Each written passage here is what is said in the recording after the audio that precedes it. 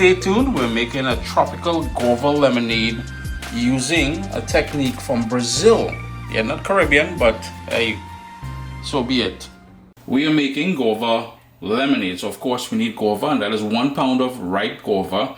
There was a bit of an issue with this one here, so I cut that off, and the sort of bad part I tossed it out. What we need to do is give it all a good wash. Of course we need lemons, sugar, and I want 1 stick of cinnamon, but I'm just putting 2 there so it's easier for you all to see and identify.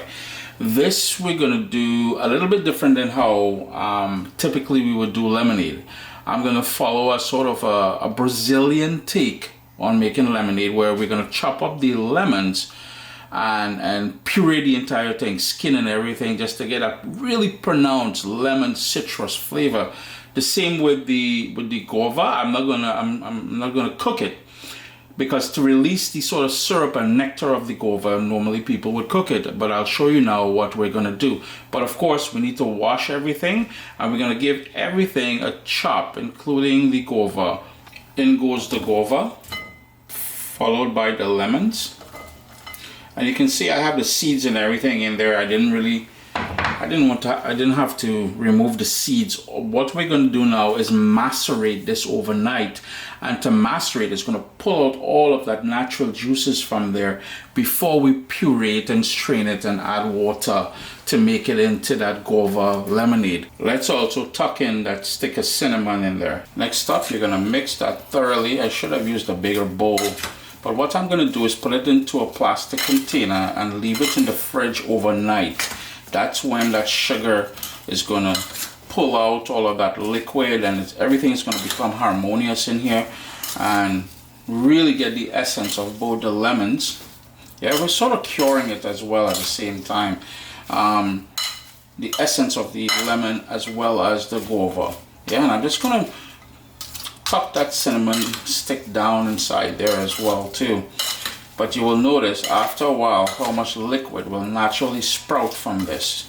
And I'm just putting it all into a plastic container, as I said, which is going to go into the fridge. Something non-reactive, as long as it's not metal. I'm just trying to be, as soon as I say careful so as to not make a mess, that is when Mr. Mess starts to happen. Yeah, and if before you go to bed, if you're doing this early evening, before you go to bed, give it a good shake, give it a good mix up in here. And that is it. Be sure to get all of the sugar out of the bowl though. See, some of it is still there. We want to get all of that sugar. I'm just going to scrape that down. Lastly, I'm going to put that little lid on there. Yeah. And this is an old mayonnaise container, to be honest with you, that I have. I save these plastic containers like my mother and her mother before her and her mother before her. Caribbean people love to save these things, yeah? Old containers. Just going to hit that a shake. And like I said, just before you go to bed, hit it another shake, put it in the fridge, and let that macerate overnight in the fridge. So it's been in the fridge overnight, and you can see all of that liquid there from macerating overnight. So what we're gonna do, we're gonna take half of it, put it into our blender, put about 3 or 4 cups of water, and we're gonna blend it. So I just want to put about half. I'm gonna reserve half, and I'm gonna put some more water and then shake it up after. In goes water. I'm just going to add a tiny bit more water because I need for this to really go sort of puree and pull out and extract all of the flavor of the guava and the lemons. Yeah, skin and everything. Now the cinnamon stick that you see in there, we're going to remove that. We don't want to blend that. It's done its thing. I have one more flavor ingredient, and that is a herb. But when it comes to herbs, later on is when we can add a sort of a finishing note to it. I'm going to go with thyme. You have the option of using basil as well as lavender. Lavender is in season right now. It's early spring, so there's lavender everywhere.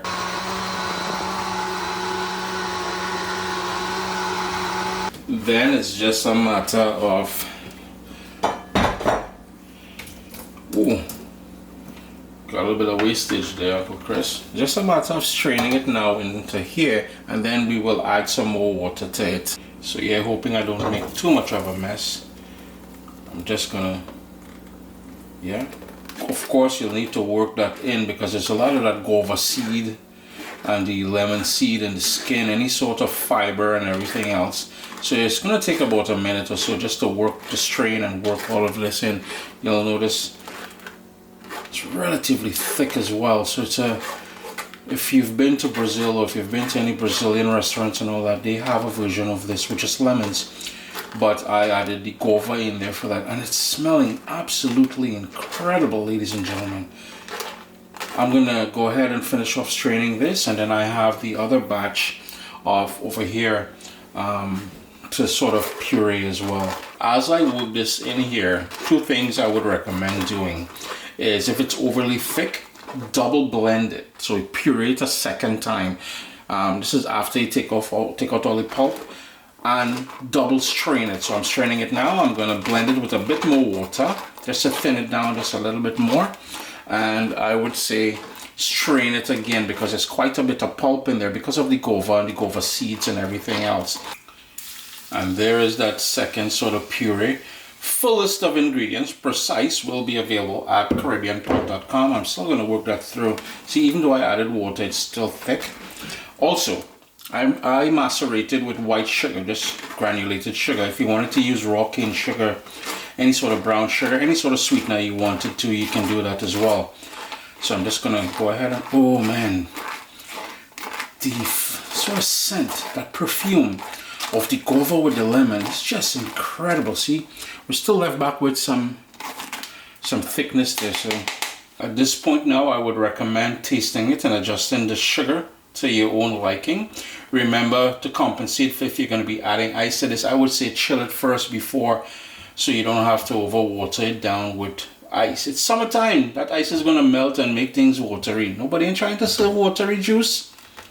And there you go, guava lemonade. I hope you all get an opportunity to give this one a try. You'll notice I served it with a couple sprigs of thyme, and as the ice in there brews the thyme, it will release those sort of fragrant notes as well. Remember, you also have the option of mint or lavender.